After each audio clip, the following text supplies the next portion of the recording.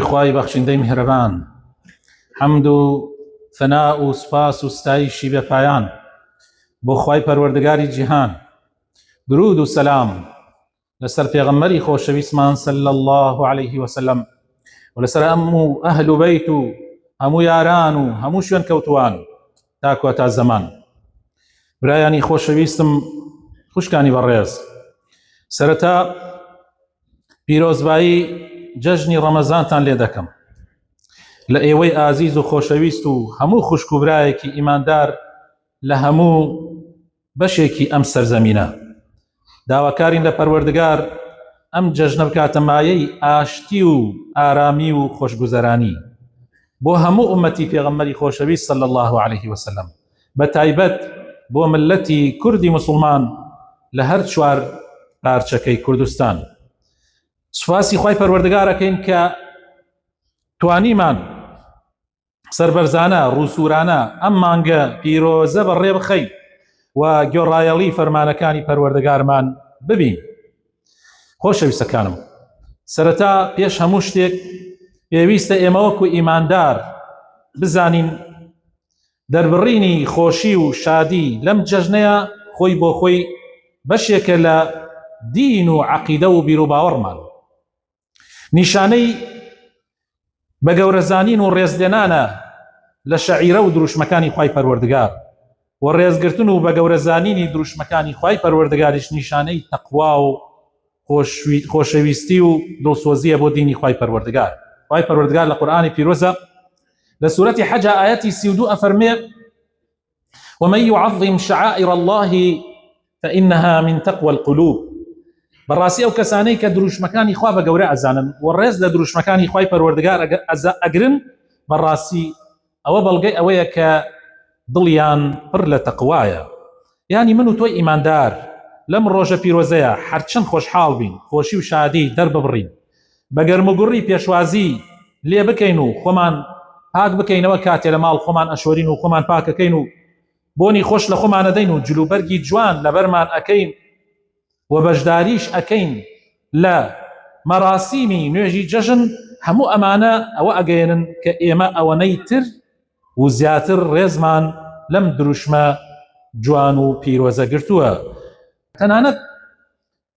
ئەو چێشتەی کە لە ماڵە دروستیەکەین، چێشتی جەژن، و ئەو چکلێتەشی کە ئەیبەخشینەوە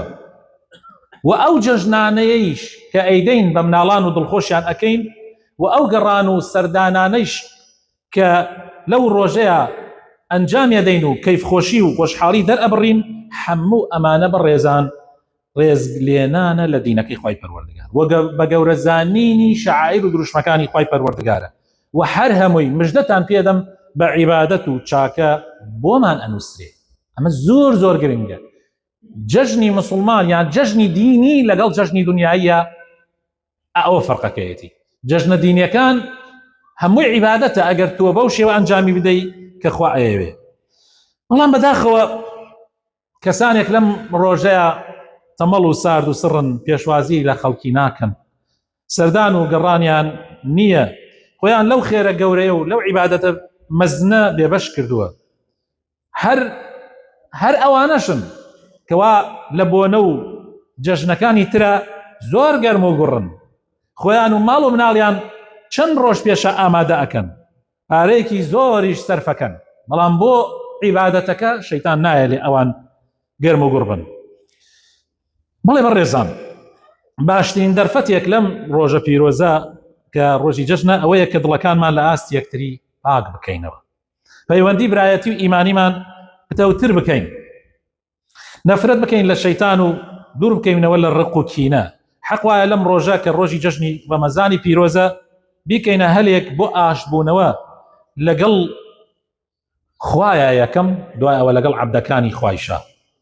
پێغەمبەری خۆشەویستمان صلی الله عليه وسلم تەماشاکەن چی ئەفەرمێ. طبعا ئەم حەدیثە زۆر زۆر گرنگە بەڕێزان. ئەفەرمێ: ئیمانداران، لا تحاسدوا، حەسوودی و ئێرەی بە یەکتری مەبن، ولا تناجشوا، زەم مەکەنە سەر یەکتریا لە ئیش و کار و کاسبیتانە لە معاملەتانە، ولا تباغضوا، بغض لە یەکتری هەڵمەگرن، قین لە یەکتری هەڵمەکەن، ولا تدابروا، پشت لە یەک مەکەن،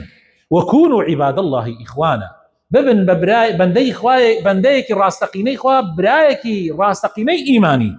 المسلم أخو المسلم، مسلمان براي مسلمانة، لا يظلمه هرگیز ظلمی لێ ناکە، ولا يحقره هرگیز بەکەم تەماشای ناکە،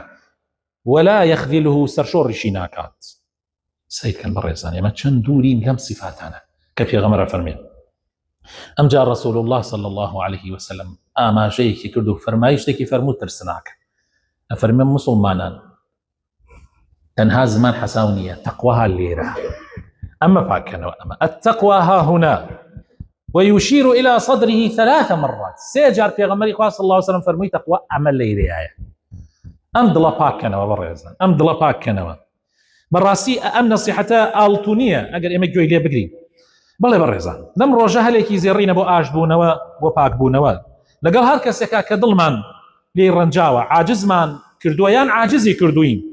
امرأة توانين آشتي كينوا ظلمان لآستي يكتري باك كينوا. حديثي كي ترتان عرزة كم أمش ترسناك أبو إيما يا غمري خوشويسمان صلى الله عليه وسلم فرمي لا يحل لمسلم، طبعا حديث أنا حموي صحيحا حموي لبخاري مسلمان، لا يحل لمسلم حلال نية بو هيج مسلماني أن يهجر أخاه فوق 3 كوا بشت لبراكي بكا وقصي لقلانك لسير رجزاتر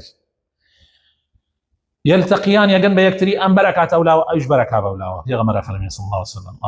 أفرمي باشتري كان كين أو دو كسا بين ياتيك شو باشتري كان أو يزوتر عاشت بيتوا زوتر باوش تقريته بو أوي تريان. طبعا لو سير رجاج بو شي دان راو خوش يسكن بو أويا ك تربنا وك كحياة جربا بشر اللي يكتري تور أوي دامر كيتوا هردو لا سار دبنا وبشيمان أبنا لو رفتارو قفتاراني ككرديانا بلام دواتر أجر دريجي كيشا أو يتر شيطان أبيت برا جورة وخلقي خراب استغلالي أنا كان وجهري خوان الرجل لنيواني أنا إدي زياتر شر آشوب فتنة برباء أبيت خواب أنا ممدا برزان يغمري خوش اسمان صلى الله عليه وسلم أفرمي درجاكاني بهش أكرينا ولا الرجاني دو شمان وفين شمان وهي تعالى لها موكس يخوش بي أجر شريكي بخوا قرار ندابي إلا دوكس نبي يعني إلا يكس نبي اللي يراه إلا رجلا كانت بينه وبين أخيه شحناء لبيني خوي وبرعكاك يا شيء براي مسلمان باسكا يعني طبعا براي دايكو باكي دو جعلاوه فيقال انظروا خوي تعالى ملائكنا فرمي فلا مكان انظروا لي يعني أخروا يعني فلا مكان هذين حتى يصطلحان في دوي أمانة برز مكان ونايش أنتو مار مكان لبهشتها تأشت بالنوا خوابنا مرده بويا برزان داواتان ليك أما زور بقرنقو بهند ور بقرن وأقاتان لخوتان به وأمججنا بكنا فرصتك برزان أم جاي خاليكي ترهي برزان هايش ضرورة باسيكي أمرو يان هركاتك تريش بيش إيسا پیغمبری خوا صلی الله علیه وسلم فرمی اگر جشن و جمعه کو بو نوا یعنی دو جشن لیک روزا کو بو یوا دو جشنی مسلمانان لیک روزا کو بو جشن رمضان یا قربان لقل جمعه اگر حالتك لو شي ور رويدا چی بكين طبعا خوش بسكان نسردمي في غمر صلى الله عليه وسلم تنها لمدينه كوتار دراوه وحرتشيش دهاتكاني دورو بري مدينه شي حموي اهاتن لمدينه لقل في غمر صلى الله عليه وسلم نيجي جشن ونيجي جمعه شانك بو كسنا بو نيوشبكا وهر كسي جوي لكسي ترنا اگر جگه لپیغمبر نبي كتو پیغمبر ما بي كي اروا بلاي خلقيتر زور زحمت بو اواني كلا دوره واهاتن بين جشن بكن دواء او جاري كتر بقرينو برون بو جشن باركي بو ناو كسوكاري ام جاري كتر بو روجي جمعه بي بو نيجي جمعه بي انا قرزبو بو يا پیغمبر صلى الله عليه وسلم فرموي اويك امر لو روجيك دو جشن كو بيتوا فرموي پیغمبر صلى الله عليه وسلم فرموي اواني كلا دوره وهاتن اتوان نينوا بو نيجي جمعه اتوان نينوا بو نيجي جمعه بلام ايما جمعه اكين بلام ايما يعني خلقي مدينه جمعه اكين اما زانان شلون لم حديثتي يجيشتون هرسي مذهبك مذهب امام ابو حنيفه مذهب امام مالك مذهب امام الشافعي والي تيجيشتون اما عذرك تنهاب اواني كلا دوره والذي هات كان ودين بو مدينه بس اوان بو يعني هي جمعه نينوا يعني جمعه كان لسرقه كبير نجي نمروب كان لبي بلان بو غيري اوان بويان نيه بهيج شي وياك يا اوي مالي لمزقوتو نزيق ده بهيج شي وياك بوينيه بلا من جمعناكم چونك افر من نجي جەژن زانایان یان ئەفەرمن سونەتە یان ئەفەرمن واجبە، بەڵام نوێژی جمعە فەرزە بە حەیاتی ناکەوێت لەسەر ئینسان ئیلا لە عوزرێک کە پێغەمبەری خوا صلی الله علیه و سلم ئیجازەی دابێت. بۆیە ئاگاتان لێ بێ. بەڵام حەمبەلیەکان یعنی ئەوانەی مەذهبی ئیمامی ئەحمەدی کوڕی حەمبەل ئەوان ئەڵێن ئەمە عوزرە بەعام بۆ هەموو کەسێک ئەتوانێت کە جەژنی کرد ئەتوانێت بەڵام ئامادەی جمعە یعنی نوێژەکە و ئامادەی خودبەکەش ببێ ئەتوانێت بۆ جمعە ئامادە نەبێت. طبعا ئەم مەذهبە لەناو خۆمانە ئێستا بەعام بڵاوە ئێستا، چونکە خەڵک بەعام ئەڕوا بۆ حەج و ئەمانە متەئەسیرەوە بۆ چوونی سعودیەکان، متەئەسیرەوە بۆ چوونی سعودیە لەسەر مەذهبی ئیمامی ئەحمەدی کوڕی حەمبەل. زۆرینەی زانایانمان کە سێ مەذهبەکەن زۆرینن لەناو ئومەتی ئیسلامیشە هەمویان ڕێیان وایە هەردووگی فەرزە و ئەبێ هەردوویا بەشداری بکەیت. جا من نەسیحەتتان ئەکەم ئەڵێم حتا بۆتان نەکرێ ئیهمالی مەکەن وە قسەی مامۆسایەک یان وتاری مامۆسایەک ڕاستە مامۆساکە ئەوەتان بۆ ڕوونەکەەوە من ئەڵێم جا عادەتی ئێمە وایە ئەگەر بمانەوە شتێ بڵێن ئەو ئەڵێما خۆمان حەزی لەکەین ڕوونکردنەوە لە هەموو بوارەکە نادەن